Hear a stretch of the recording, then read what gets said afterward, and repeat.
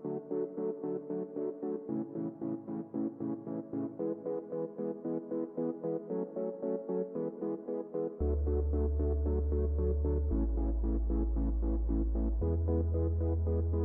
నామమును ఉచ్చరించుట వలన నేను వారిని ఆశీర్వదించెదను. సంఖ్యాకాండము 6 అధ్యాయము 26 దేవుని ప్రజలైన ఇశ్రాయేలీలతో దేవుడు మాట్లాడుతున్నాడు.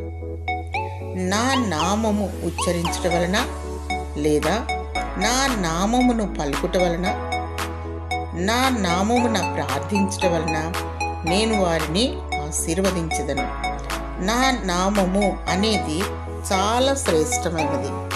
పాత నిబంధన కాలంలో యెహోవా అను నామము ఉచ్చరించుట వలన దేవుడు వారిని ఆశీర్వదిస్తాడని దేవుని వాక్యం సెలవిస్తుంది.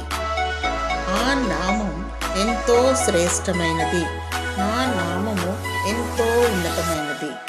నా నామమునందు చెందవలసిన ఘనతను, మహిమను వేరొకరికి పోనిచ్చువాడను కాదు అంటున్నాడు ప్రభువైన యేసుక్రీస్తు వారు. నా నామము భూలోకములో అన్నిటికంటే శ్రేష్టమైనది, ఉన్నతమైన నామము. నామము అనగా పేరు. ఆయన నామమును ఉచ్చరించుట వలన మనము దీవించబడతాము.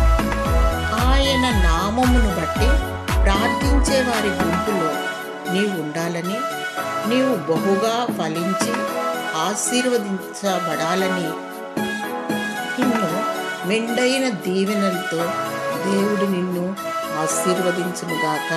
ఆమేన్.